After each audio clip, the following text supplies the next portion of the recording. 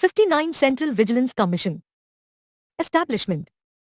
The Central Vigilance Commission, CVC, is the main agency for preventing corruption in the central government. It was established in 1964 by an executive resolution of the central government.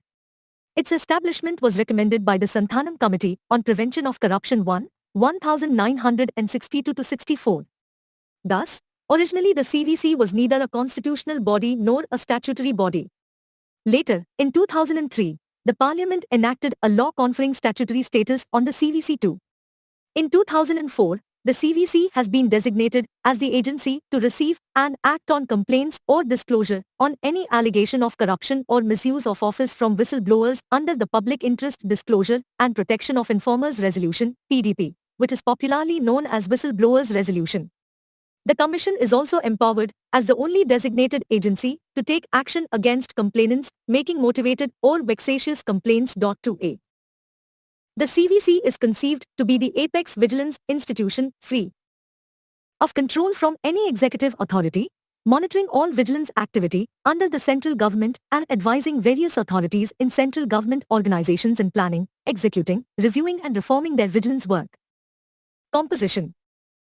The CVC is a multi-member body consisting of a Central Vigilance Commissioner, chairperson, and not more than 2 vigilance commissioners.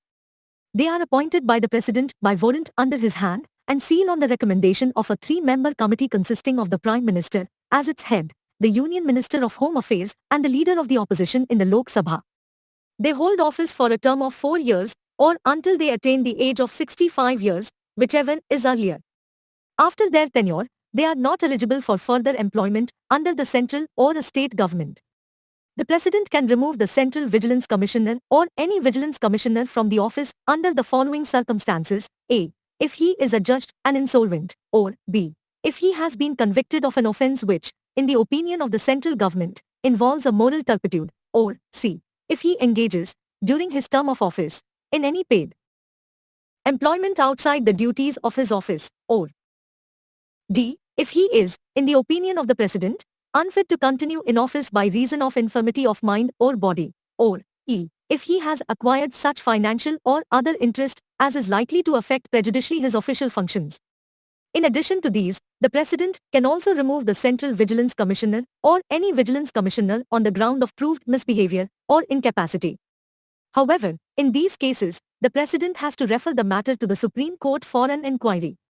If the Supreme Court, after the inquiry, upholds the cause of removal and advises so, then the President can remove him. He is deemed to be guilty of misbehavior if he, A. is concerned or interested in any contract or agreement made by the central government, or B. participates in any way in the profit of such contract or agreement or in any benefit or emolument arising therefrom otherwise than as a member and in common with the other members of an incorporated company. The salary, allowances and other conditions of service of the Central Vigilance Commissioner are similar to those of the Chairman of UPSC, and that of the Vigilance Commissioner are similar to those of a member of UPSC. But they cannot be varied to his disadvantage after his appointment. Organization. The CVC has its own Secretariat, Chief Technical Examiners Wing, CT, and a Wing of Commissioners for Departmental Inquiries, CDIs. Secretariat. The Secretariat consists of a Secretary, Joint Secretaries, Deputy Secretaries, Under Secretaries, and Office Staff. Chief Technical Examiners Wing. The Chief Technical Examiners Organization constitutes the technical wing of the CVC. It consists of Chief Engineers, designated as Chief Technical Examiners, and supporting engineering staff. The main functions assigned to this organization are as follows: I. Technical audit of construction works of government organizations from a vigilance angle. 2. Investigation of specific cases of complaints relating to construction works. 3. Extension of assistance to CBI in their investigations involving technical matters and for evaluation of properties in Delhi. 4. Tendering of advice assistance to the CVC and Chief Vigilance Officers in vigilance cases involving technical matters. Commissioners for Departmental Inquiries. The CDIs function as inquiry officers to conduct oral inquiries in departmental proceedings initiated against public servants. Functions.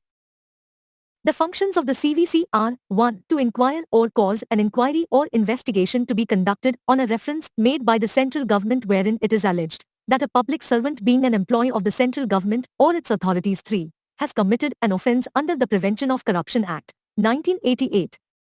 2. To inquire or cause an inquiry or investigation to be conducted into any complaint against any official belonging to the below-mentioned category of officials wherein it is alleged that he has committed an offence under the Prevention of Corruption Act, 1988 A. Members of All India Services for serving in the Union and Group Officers of the Central Government, and B. Specified level of officers of the authorities of the Central Government. 3. To exercise superintendence over the functioning of the Delhi Special Police Establishment, CBI, insofar as it relates to the investigation of offences under the Prevention of Corruption Act, 1988. 4. To give directions to the Delhi Special Police Establishment, CBI, for superintendence insofar as it relates to the investigation of offences under the Prevention of Corruption Act, 1988. 5. To review the progress of investigations conducted by the Delhi Special Police Establishment into offences alleged to have been committed under the Prevention of Corruption Act, 1988. 6. To review the progress of applications pending with the competent authorities for sanction of prosecution under the Prevention of Corruption Act, 1988.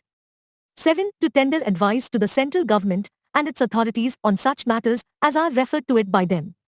8. To exercise superintendence over the vigilance administration in the ministries of the central government or its authorities. 9. To undertake or cause an inquiry into complaints received under the Public Interest Disclosure and Protection of Informers Resolution and recommend appropriate action. 10. The central government is required to consult the CVC in making rules and regulations governing the vigilance and disciplinary matters relating to the members of central services and All India services. 11. The Central Vigilance Commissioner, CVC, is the chairperson and the 2 Vigilance Commissioners along with Secretaries of MO Home Affairs, DO Personnel and Training and the DO Revenue in MO Finance are the members of the selection committees on whose recommendation the central government appoints the Director of Enforcement. Further, this committee, in consultation with the Director of Enforcement, recommends officers for appointments to the posts above the level of Deputy Director of Enforcement. 12. The Central Vigilance Commission has been notified as a specific authority to receive information relating to suspicious transactions under the Prevention of Money Laundering Act, 2002. The Lokpal and Lokayuktas Act, 2013, amended both the CVC Act, 2003, and the Delhi Special Police Establishment Act, 1946, and made the following changes with respect to the functions of the CVC. 4/13. The Director of Prosecution under the Directorate of Prosecution in CBI shall be appointed by the central government on the recommendation of the Central Vigilance Commission. 14. The Central Vigilance Commissioner, CVC, is the chairperson and the 2 Vigilance Commissioners along with Secretaries of MO Home Affairs and DO Personnel and Training are the members of the selection committees on whose recommendation the central government appoints officers to the posts of the level of SP and above in the CBI except Director of CBI. 15. The Commission has been empowered to conduct preliminary inquiry into complaints referred by Lokpal in respect of officers and officials of Groups A, B, C and D, for which a Directorate of Inquiry for making preliminary inquiry is to be set up in the Commission. The preliminary inquiry reports in such matters referred by Lokpal in respect of Group A and B officers are required to be sent to the Lokpal by the Commission. Further, as per mandate, the Commission is to cause further investigation into such Lokpal references in respect of Group C and D officials and decide on further course of action against them. Jurisdiction. The jurisdiction of the CVC extends to the following. 1. Members of All India Services serving in connection with the affairs of the Union and Group A officers of the central government. 2. Officers of the rank of Scale V and above in the public sector banks. 3. Officers in Grade D and above in Reserve Bank of India, NABARD and SIDBI. 4. Chief Executives and Executives on the Board and other officers of E8 and above in Schedule A and B public sector undertakings. 5. Chief Executives and Executives on the Board and other officers of E7 and above in Schedule C and D public sector undertakings. 6. Managers and above in general insurance companies. 7. Senior divisional managers and above in Life Insurance Corporation. 8. Officers drawing salary of 8700 per month, re-revised, and above on central government DA pattern, as may be revised from time to time, in societies and local authorities owned or controlled by the central government.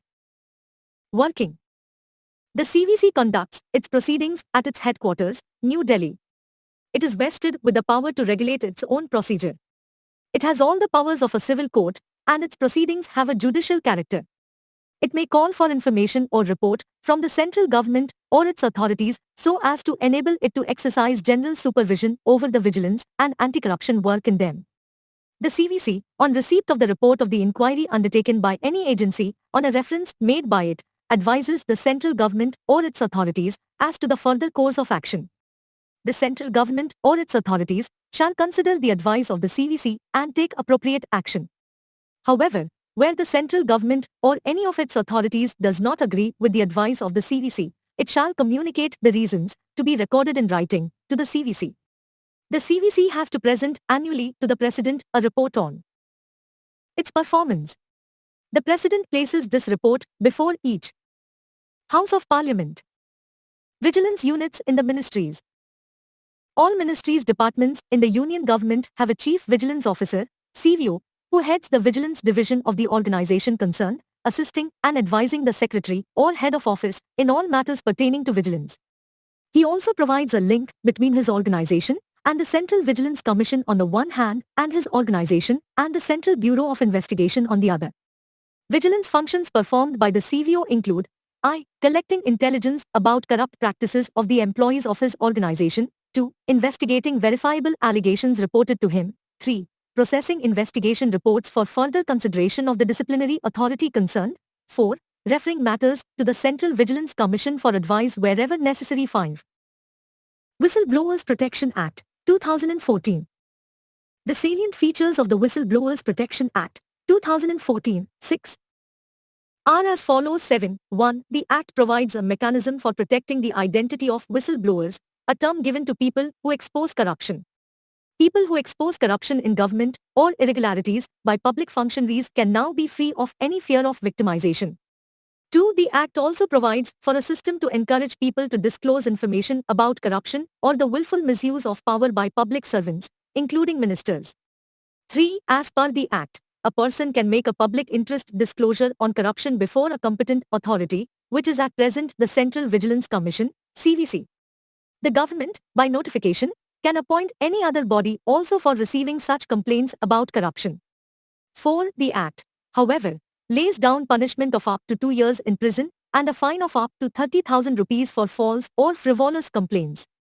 5. The Act says that every disclosure shall be made in good faith and the person making the disclosure shall provide a personal declaration stating that he reasonably believes that the information disclosed by him and the allegation contained therein is substantially true. 6. Disclosures can be made in writing or by email message in accordance with the procedure as may be prescribed and contain full particulars and be accompanied by supporting documents or other material. 7. However, no action shall be taken on a disclosure if it does not indicate the identity of the complainant or public servant or if the identity of the complainant or public servant is found to be incorrect. 8. The Act is not applicable to the Special Protection Group. Notes and references. 1. The Committee on Prevention of Corruption with Parliamentarian K. Santhanam as the chairman, 4 other MPs and 2 senior officers as members, was appointed by the Government of India in 1962. 2. The Central Vigilance Commission Bill having been passed by both the Houses of Parliament received the assent of the President on 11 September 2003.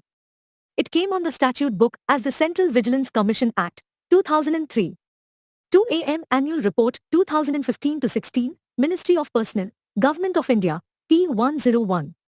3. The authorities of the central government include a corporation established by or under any central act and government company, society, and any local authority owned or controlled by the central government.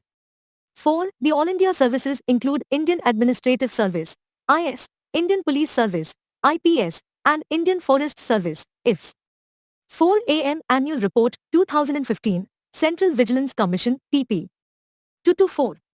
5. Report on Ethics and Governance, January 2007, 2nd. Administrative Reforms Commission, Government of India, P106. 6. Originally, the year of the Act was 2011. Later, it was changed to 2014. 7. The Indian Express, Whistleblowers Protection Act gets precedence. Nod, 13th May 2014.